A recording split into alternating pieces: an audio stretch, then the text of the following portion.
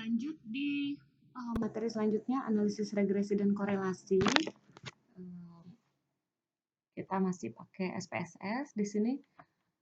Jadi mengingatkan kembali, jadi kalau kita punya pasangan variabel bisa 2 atau lebih, itu kalau kita mau cek pola hubungannya kayak gimana, maka kita pakai analisis regresi.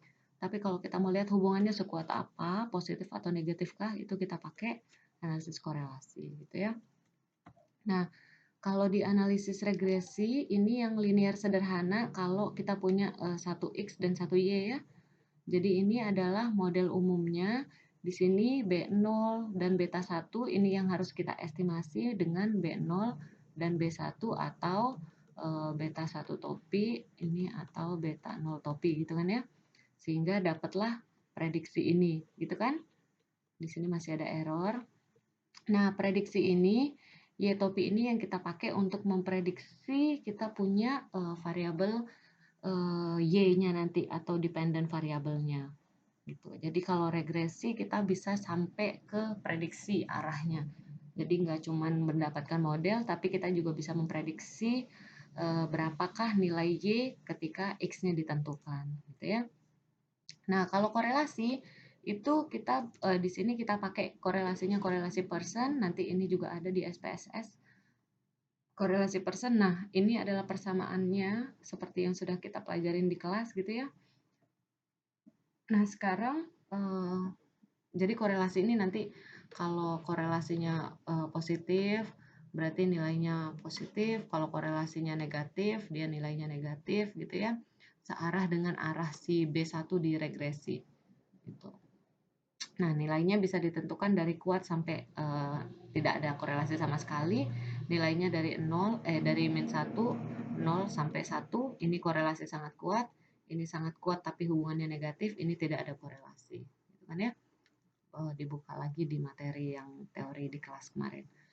Nah, ini contoh kalau kita mau pakai SPSS sekarang. Jadi ada sebuah perusahaan, dia mau ngecek bagaimana sih penjualannya dia dengan memperhatikan promosi yang sudah dilakukan. Jadi, apakah promosinya itu makin tinggi biaya yang dikeluarkan oleh promosi, apakah penjualannya makin meningkat atau enggak. Jadi, ini akan menjadi dependent variable atau Y, maka ini yang akan menjadi independent variable atau X-nya. Gitu kan ya?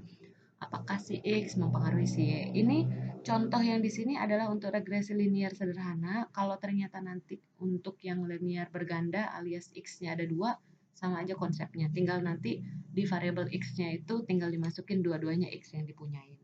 Oke. Nah, ini data yang dipunya. Dari data ini sales atau penjualannya seberapa besarkah penjualan kita apabila promosinya sebesar ini. Kita mau ngecek ada nggak hubungannya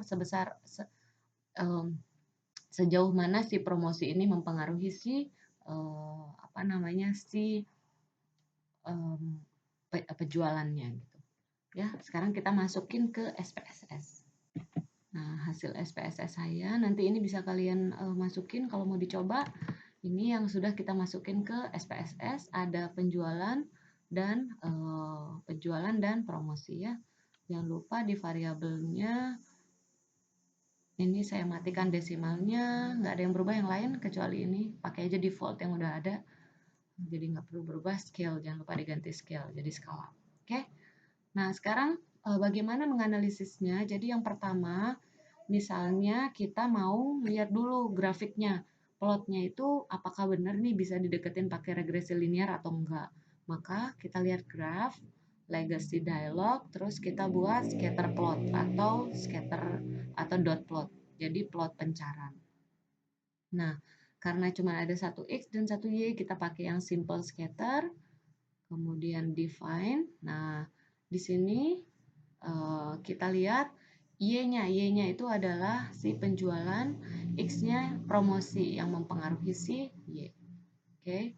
Titles bisa diabaikan, kalau mau dimasukin juga enggak apa-apa. Option, nah ini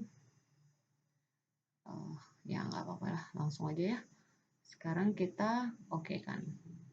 Maka ini adalah hasil plotnya, mana dia? Nah, dari plot ini sebenarnya ini kan walaupun dia ada satu pencilan di sini yang jauh sendiri, jadi kalau mau kita dekati pakai linear masih bisa gitu ya, karena yang ini polanya dekat-dekat lah. Oke. Nah, sekarang kita cek dulu benar nggak itu tadi datanya. Emang ada yang aneh sendiri ya. 200 teman-temannya tinggi-tinggi, dia memang sendirian nih 201. Yang mana yang tadi memencil sendiri? 205. Oh, kita cek dulu data kita ya. Oh, pantesan di sini 204, tapi yang diinput di sini itu adalah 204. Oke, kita ulang ya. Ternyata ada salah input. Makanya itu gunanya kita grafik untuk kita tahu ada pencilan atau enggak gitu. Nah, sekarang kita lihat ternyata jeng jeng jeng. Nah, ini baru. Ya.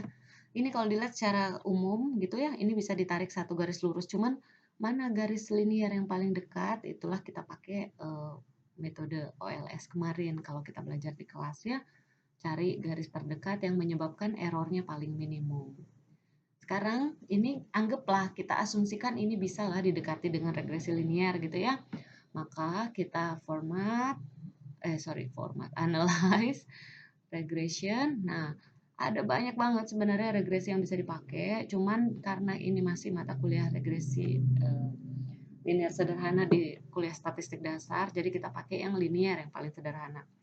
Kayak tadi kalau kita lihat dari plotnya, itu plotnya sebenarnya kan nggak terlalu deket-deket banget sama linear ya sebenarnya. Jadi kalau mau hasil yang lebih bagus, sebaiknya kita pilih metode lain yang lebih cocok dengan keadaan data kita. Cuman sekarang ya kita untuk belajar kita pakai yang linear ya. Nah, di sini perlu diginiin enggak? Nah, di sini kita lihat, oh ini masih kita riset dulu. Kita masukkan dependent variabelnya adalah penjualan, promosinya sebagai independen. Metode ini pakai default aja, pakai enter. Nanti kalau kalian ambil mata kuliah regresi, di semester atas analisis regresi, kita akan belajar tentang metode-metode ini. Kita pakai statistik. Nah, ini apa aja statistik yang mau dikeluarkan? Masih ingat kata statistik? Karakteristik sampel ya. Kita mau estimasinya, misalnya mau lihat juga interval confidence untuk si beta 0 sama beta 1, itu kan parameter juga ya. Jadi dia bisa punya selang interval. Kemudian model fit, R-square change misalnya, kemudian deskriptif misalnya. Partial and correlation misal ya kita mau. Kemudian untuk residual ini sebenarnya analisis lebih lanjut, cuman mungkin untuk sementara kita nggak sampai sejauh itu. Kalau ini tuh jadi residual yang kita dapat itu sebenarnya perlu diuji juga apakah sudah memenuhi asumsi regresi atau belum. Cuman ini kita skip dulu. Continue, plot, nggak usah, save. Nah, kalau misalnya kan kalian tuh bisa tuh ngitung Y topi. Y topinya berapa, residualnya berapa. Masih ingat ya? Bisa dicari kan itu. Y topi kalau X-nya segini, berapakah Y-nya? Nah, itu tuh kita bisa pakai predictive values ini. Kita ambil yang standardized yang sudah distandarisasi normal baku, begitu juga residualnya. Average, prediction, ya udahlah ya, ini aja dah. Tidak bisa di-oke kan, kita kecilkan dulu saudara, maaf. Kita continue, option. Nah, di sini ada yang pilihan, jadi mau pakai F-nya itu apakah pakai berapa persen, kita pakai 5%, alfanya. Nah, ini supaya hasilnya sama aja semua sekelas, include konstan. Jadi ini ada beta 0. Kan kita memang mau cari beta 0 ya. Jadi bisa kita keluar include aja. Kemudian kita klik OK, maka hasilnya jeng jeng jeng. Nah, kita lihat dulu. Mana dia? Nah, tadi kan kita ada ngeluarin correlation ya. Jadi korelasinya itu ada di tabel paling atas. Ini 0,916, jadi korelasinya sangat kuat ya antara si promosi sama penjualan. Jadi karena positif nilainya, jadi makin tinggi penjualan, makin tinggi promosi maka makin tinggi penjualan. Oke. Kemudian apalagi yang bisa dilihat? Kita lihat di bagian model summary. Di sini ada R lagi sama korelasi tadi keluar juga di sini. R square ini adalah koefisien determinasi. Ini yang menunjukkan seberapa fit X kita memodelkan Y. Seberapa cocok kan kita tadi menggunakan X-nya itu si promosi ya. Nah, ternyata promosi itu bisa menjelaskan 83% atau 0,83. 83,9% dari si penjualan. Kok nggak 100% menjelaskannya? Iya, karena nggak cuma promosi yang menyebabkan penjualan meningkat. Bisa jadi ada variabel lain yang tidak kita include di situ. Ya. Adjusted ini nanti kita pakai kalau kuliah lebih atas saja. Standar error ini makin kecil standar errornya makin bagus prediksi kita. Kemudian ada ANOVA. Nah, di ANOVA ini kita bisa lihat regresi kita gimana kalau ANOVA, masih ingat nggak? Regresi, bentar, saya balik ke sini supaya enak nulis. Nah, jadi kalau di regresi itu kan kita estimasi tuh parameter beta 0 sama beta 1 ya. Nanti sehingga kita dapat B0 sama B1. Nah, mereka ini harus diuji benar atau enggak gitu. Ujinya itu bisa pakai yang parsial pakai T atau pakai simultan dengan F. Nah, F-nya besar ya. Parsial T. Ini ada hipotesisnya. Kalau yang parsial H0 itu beta 0 sama dengan 0, H1 beta 1 sama dengan beta 0 tidak sama dengan 0 dan H0-nya beta 1 sama dengan 0, H1 beta 1 tidak sama dengan 0. Kita maunya yang ini kan ya, sehingga model kita tepat, bagus gitu. Kalau nilai parameternya sama dengan 0 artinya kan ya nggak cocok gitu. Parameter kita nilainya 0 ya tidak bisa dipakai untuk prediksi data Y nanti. Nah, gimana kalau yang simultan? Nah, kalau yang simultan itu dia punya H0 itu beta I sama dengan 0 alias kalau jelek 0 semua parameternya ini artinya modelnya tidak tepat. Nah, kalau H1 itu beta I-nya tidak sama dengan 0 artinya ini apa? Modelnya tepat. Kita maunya ini yang terpenuhi gitu kan ya, supaya model kita total. Nah, sekarang ini tuh pakai uji. Kalau yang ini uji parsial pakai T berarti T hitung bandingin T tabel gitu ya. Simultan berarti F hitung bandingin F tabel. Nah, cuman kan tadi kita udah belajar pakai p-value di video sebelumnya. Jadi sebenarnya tinggal pakai p-value aja. Kalau kita mau tolak H0, oke. Tolak H0 itu terjadi kalau p-value kurang dari alfa kan ya. Maka ini kita tolak H0. Jadi kita lihat apakah benar p-value kita kurang dari alfa. Kalau tolak H0 berarti terpenuhilah yang kita mau gitu ya. Sekarang kita lihat di output kita. Lihat kalau untuk di F-nya ini kecil tolak H0 berarti modelnya tepat.